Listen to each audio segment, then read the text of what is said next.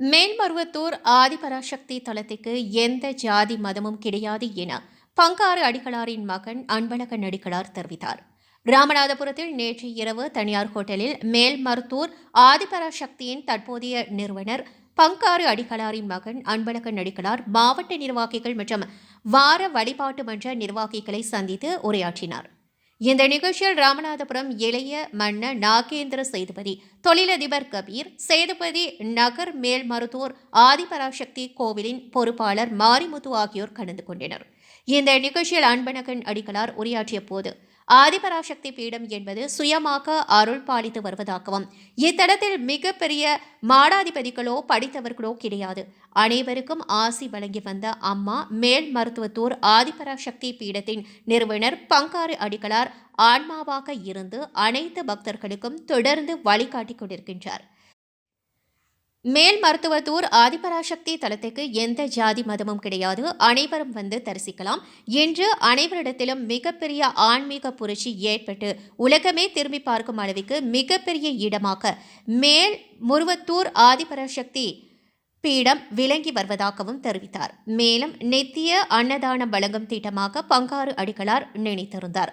அதையும் நிறைவேற்றி எல்லா பக்தர்களுக்கும் எல்லா நேரத்திலும் உணவு வழங்கும் திட்டத்தை ஏற்படுத்தி அதை சேவை மனப்பான்மையுடன் செய்து வந்து கொண்டிருக்கின்றோம் என்றும் கூறினார்.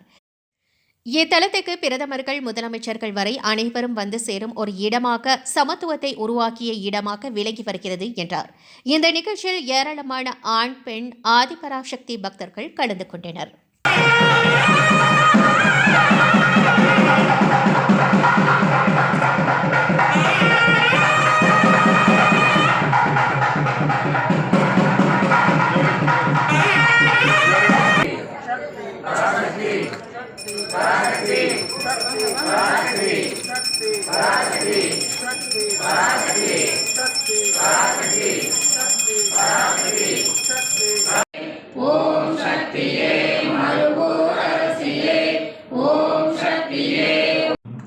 ஆனால் ஆதிபராசக்தி சித்தர் பீடம் என்பது பராசக்தியே தன்னை சுயமாக ஆட்கொண்டு வந்து அவர் படைத்தார்.